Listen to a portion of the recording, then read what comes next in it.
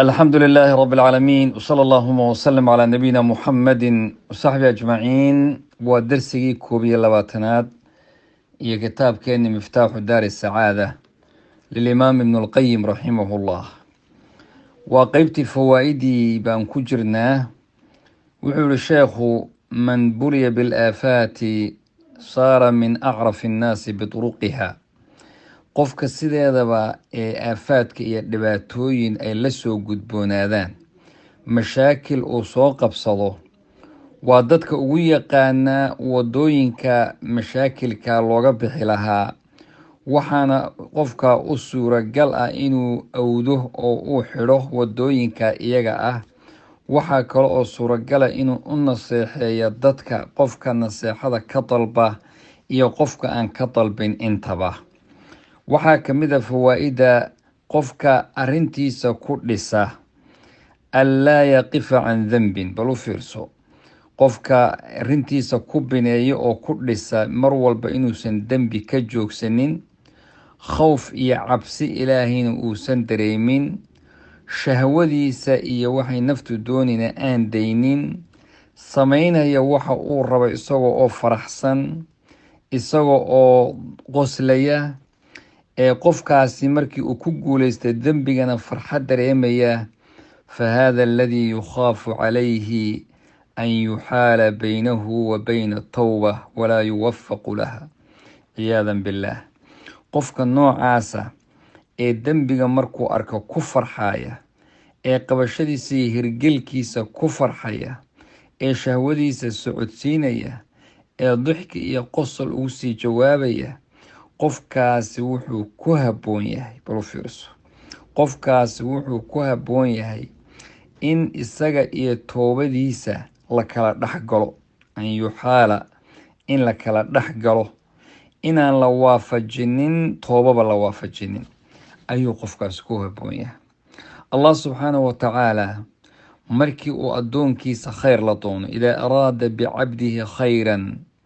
ansaahu ru'yata taacaatihi warafacaha min qalbihi walisaanihi waa arrin kaloo cajo badan hadduu alla qofka la doono khayr wuxuu halmaansiiyaa taacaadka uu samaynayo iyo cibaadaadka uu samaynayo ayuu halmaansiiyaayo qalbigiisa iyo carabkiisa toona waxba wixii kama xusuusto xusuustaas waxaa laga wadaa fa calaamatu sacaada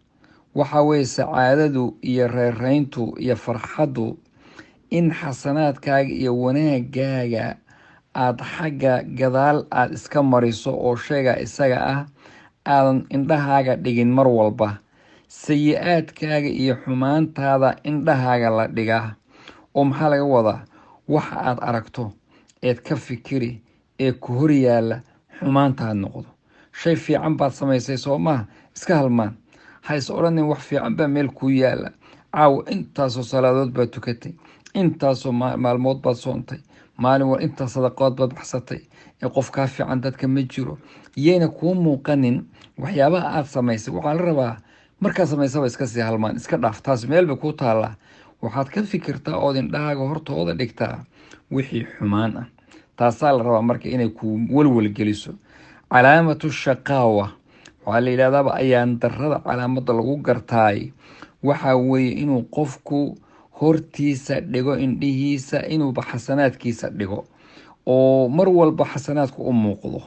sayi-aadkiisiina uu tuuro oo uusan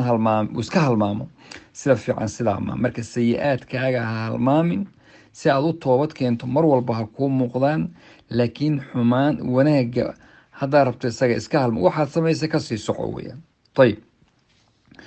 allah subxaanahu watacaala arrinta kale oo iyaduna muhimka waxa weeye rabbi subxaanahu watacaala qofkii allah dartii wax u sameeya ama allah dartii ficil u sameeya ama ogaba taga rabbi wuxuu siinayaa adcaaf shaygaa intaasoo laablaabkeed shaygii aad ka tagtay oo ilaahay dartii aada u daysay intaasoo dicfigeed buu alla ku siinayaa wuxuu kuu abaalmarinayaa rabbi subxaanahu watacaala abaal weyn ayuu kuu abaalmaray tusaale haddaan soo qaadno وحديثك رسولك أولها من ترك شيئا لله عوضه الله خيرا مما ترك. marka qofkii ilaahay darti wax uga taga ilaahay bedel ka khayr badan buu siinaya. Tusaale, dadka qaar baa ku imanayo, sheekh waxaan ka shaqeeyaa bangi waa ribo, waxaas maxaan sameeyaa. qof kale wuxuu ku leeyahay salaadii baa la ii diiday inaan maaragtay aan qofkii waxaa la shaqada ha ka tegin, salaada ha aadin, jumcadii waa la ii diiday. qof kale gabadhi waxay ku leedahay surwaal baa laygu qasbay oo xijaabkii waa la ii diiday. wiilku wuxuu leeyahay garhkii xiir baa la yidhi. waxyaabaha noocaasa markay ku soo maraan, shaqana ay tahay, haddii ay laguu diido ka tag shaqada, waxaad helaysaa mid ka fiican. xadiidkan rasuulkana hortaada dhig, man taraka shay-an lilaahi, ilaahay darti qofkii wax uga tagaa cawadahu allahu khayra mima tarak, ilaahay wax ka khayr badan buu siinayaa. waa dad iimaan leedahay, waa dad kalsooni leedahay, waa dad rabbi subxaana wa tacala